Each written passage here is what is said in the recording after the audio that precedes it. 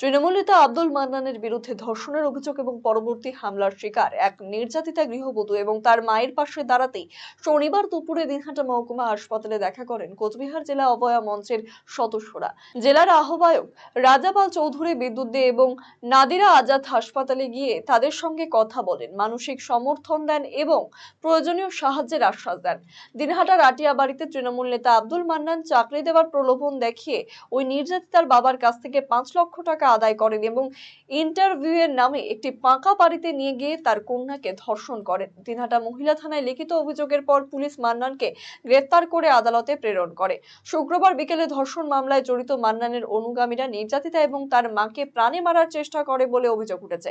এই ঘটনায় উভয়ই শারীরিক এবং মানসিকভাবে আঘাতপ্রাপ্ত হয়ে দিনহাটা মহকুমা হাসপাতালে চিকিৎসাধীন রয়েছে। কোচবিহার জেলা অভয়া মঞ্চের সদস্যরা হাসপাতালে গিয়ে নির্যাতিতা এবং তার মায়ের অবস্থা পর্যবেক্ষণ করেন এবং আইনি সহায়তা এবং নিরাপত্তা নিশ্চিত করার প্রতিশ্রুতি দেন। জেলার আহ্বায়ক রাজাপাল চৌধুরী বলেন, এই ঘটনার কঠোর আইনি ব্যবস্থা নেওয়া হবে। আমরা নির্যাতিতার পরিবারের পাশে আছি এবং তাদের ন্যায় বিচার পেতে সর্বাত্মক সহযোগিতা করব।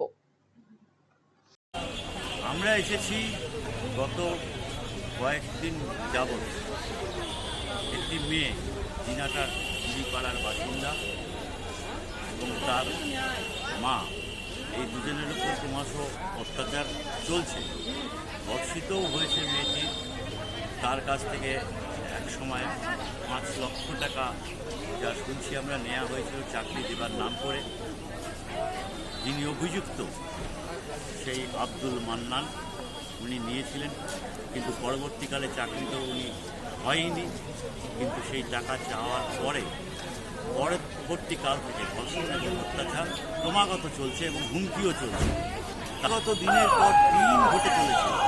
আমাদের সমাজটা এমনভাবে কলুষিত করার প্রচেষ্টা চলছে যাতে মানুষের মনুষ্যত্ব বলে কিছু না থাকে, মানুষ আর মানুষ না থাকে, এবং তার মধ্যে দিয়ে মানুষের মেরুদণ্ডটাকে ভেঙে দিয়ে তার মধ্যে দিয়ে শাসন এবং নির্যাতন চালিয়ে টিকে থাকা যায়।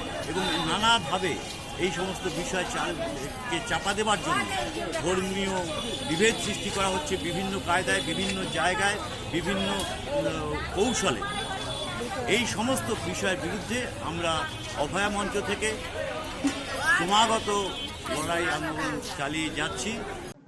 রায়গঞ্জবাসীদের জন্য সুখবর, যারা দীর্ঘদিন ধরে পেটের সমস্যায় ভুগছেন তাদের জন্য রায়গঞ্জ দিশারিতে আসছেন ব্যাঙ্গালোরের প্রখ্যাত গ্যাস্ট্রোএন্টারোলজিস্ট ডাক্তার ইরশাদ আলী, এইচএমডি, ডিএনবি।